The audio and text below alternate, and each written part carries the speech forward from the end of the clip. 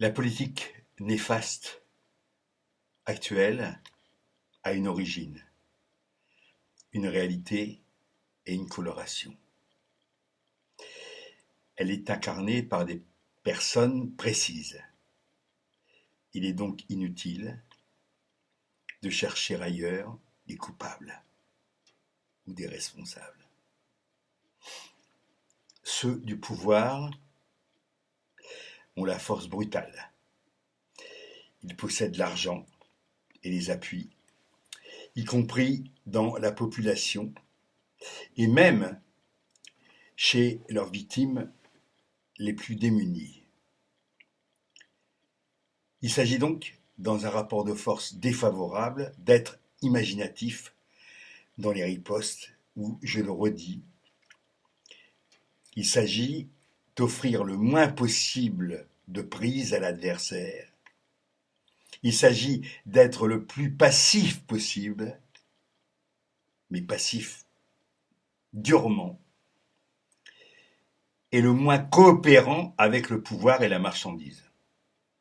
C'est pourquoi ceux qui ne voient que par la violence se trompent lourdement et seront inexorablement vaincus.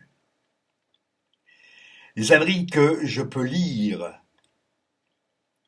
sur 1789, le Front populaire de 36 et mai 68 me consternent. Pour ailleurs que je revois ça dans une nouvelle vidéo. Mais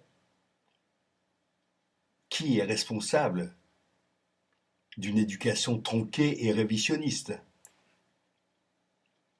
Nous devrions être exemplaires et nous en sommes très loin. Trop d'appels à la violence ne débouchent que sur l'impuissance des actes de la pensée. Voyons voir. Quelles avancées idéologiques depuis novembre. En dehors du dégagisme incantatoire contre Macron et ses complices, quel projet autre que ce RIC, qui est devenu pour certains un maître mot inopérant, au même titre qu'une profession de foi sans réflexion sur la façon d'y parvenir? On voit bien que la grève générale et le boycott intense ne prennent pas sur le consumérisme nous sommes plongés depuis 40 ans. Et pourtant, quelles autres solutions? Mai 68, c'était l'imagination au pouvoir. Et cela a débouché sur la formidable décennie 70. Cette révolution-ci, celle d'aujourd'hui, est faite de ressentiments envers les gouvernements, mais aussi les corps intermédiaires, que sont les syndicats, que sont l'opposition politique traditionnelle et la nomenclatura intellectualo-artistique. À juste raison. Mais quand même, il faut savoir mesurer. La révolte actuelle se nourrit encore de désespoir, mais aussi de petits conforts auxquels on s'accroche, avec raison d'ailleurs, car le bonheur, matériel compris, devrait être le seul objectif de la vie. Mais il dépend de l'être et non pas seulement de l'avoir. Or, beaucoup ne savent plus être, car il faut pour cela de l'imagination et non des images toutes faites. Il faut de la poésie de combat et non des slogans haineux et imbéciles. Il faut de l'art et non pas des ersatz de la plus mauvaise publicité. Depuis le début, j'essaie modestement de faire mon boulot, de continuer mon boulot de pédagogue, mais décidément, la muraille de la connerie est encore bien haute.